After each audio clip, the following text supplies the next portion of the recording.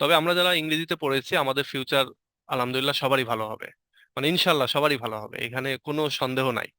কারণ ইংরেজিতে পড়ে কেউ বেকার থাকে না।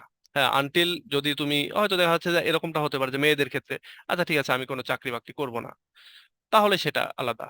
বাট এছাড়া কেউ বেকার থাকে না, কিছু না কিছু হয়েই যায়, হয় প্রাইমারি হবে, না হলে মানে ইনফ্যাক্ট সরকারি চাকরি হবে ম্যাক্সিমামের, 95%-এরই সরকারি চাকরি হবে। এজন্য কেউ কখনোই হাল ছেড়ে দিবা না। আর এই চাকরিগুলো হয় সাধারণত অনার্স কমপ্লিট করার পরে, মানে মাস্টার্স না, অনার্স কমপ্লিট করার পরের থেকে এই 4 থেকে 5 বছরের মধ্যে এটা হয়ে যায়।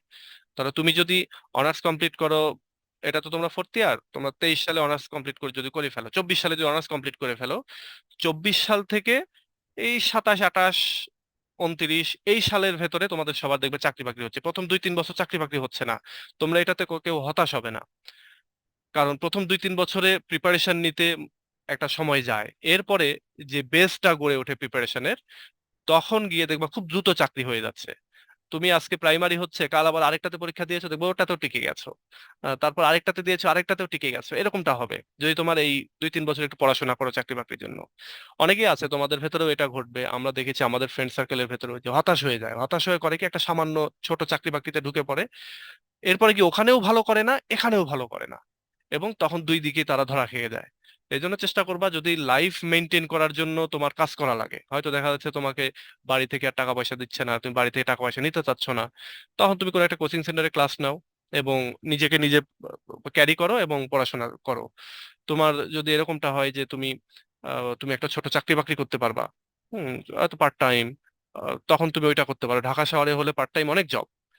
তুমি একটা বড় শপিং, কি বলো এটাকে, বড় শপিং মল টপিং মলে এগুলো যাবা, যে পার্ট টাইম হয়তো 6 ঘন্টা 7 ঘন্টার যে চাকরি, সে চাকরি করবা এবং এরপরে এসে তুমি পড়াশোনা করবা।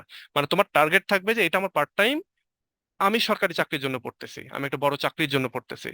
তো তোমার ওই কাজ তোমার জীবনকে নির্বাহ করার জন্য হয়তো 8, 10, 15 হাজার টাকা তুমি পাচ্ছ, আর পাশাপাশি তোমার লাইফটাকে মানে পড়াশোনাটাকে মেনটেন করতেছো, অথবা দেখা যাচ্ছে একটা দুইটা প্রাইভেট পড়াও আর বাকিটা তুমি পড়াশোনা করো। এইভাবে হলেও তুমি যদি ধৈর্য ধরে 2-3 বছর পড়াশোনা করতে পারো, তারপরে 3-4 বছরের ভেতরে দেখবা যে চাকরি বাকরি হচ্ছে। তোমাদের ভেতরে অনেকেই করবে যেটা, থার্ড ক্লাস চাকরিতে ঢুকবে, রেলওয়ের চাকরি, তারপরে ফুডের চাকরি, এরকম থার্ড ক্লাস কিছু চাকরিতে ঢুকবে। এতে করে দেখা যায় যে অনেকেরই ফিউচারটা ওখানে আটকে যায়।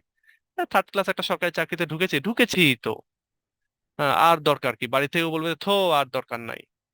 ঢোকার পরে এই চাকরিটা পাওয়ার পরে তোমার ফ্যামিলিতে তোমাকে বিয়ে দিয়ে দিবে, যারা ছেলেরা আছো আর কি, তাদেরকে বিয়ে দিয়ে দিবে, তখন কিন্তু আর ওই চাকরি থেকে বের হতে পারবে না, এবং এটা কষ্টকর হয়ে যায়। এই জন্য চেষ্টা করবা যে থার্ড ক্লাস চাকরিতে না ঢোকার চেষ্টা করবা সবসময়ের জন্যই। ফার্স্ট ক্লাস টার্গেট, ফার্স্ট ক্লাসের টার্গেট করলে সেকেন্ড ক্লাস হবেই।